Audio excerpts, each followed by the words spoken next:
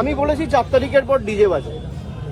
আমি প্রশ্ন করতে চাই যে আমি যদি সত্যি কোনো ভুল বলে থাকি, আমি এই স্টেটমেন্টগুলো কবে করেছি? নির্বাচন চলাকালীন। নির্বাচন যখন চলছে, ল অ্যান্ড অর্ডার, আইন শৃঙ্খলা কার আন্ডারে? ইলেকশন কমিশনের আন্ডারে। মমতা বন্দ্যোপাধ্যায়ের আন্ডারে তো ছিল না। তাহলে তখন আমার বিরুদ্ধে এফআইআর হলো না কেন? ইলেকশন কমিশনের বিরুদ্ধে কমপ্লেন হলে ইলেকশন কমিশন আমার বিরুদ্ধে ব্যবস্থা নিল না কেন?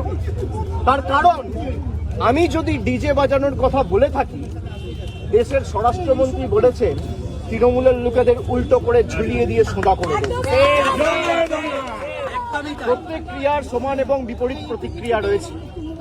আপনি বলবেন জ্ঞানেশ কুমারকে যদি আমার এগেনস্টে অ্যাকশন নিতে হতো, তাহলে অমিত শাহর বিরুদ্ধেও অ্যাকশন নিতে হতো।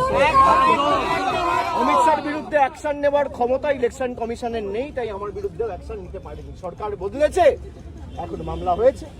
তাহলে আমার বিরুদ্ধে যদি মামলা হয়, আমি ডিজে বাজাবো বলে, তাহলে অমিত শাহর বিরুদ্ধে এফআইআর হবে না কেন? আমরা তো কোর্টে মুখ করবো।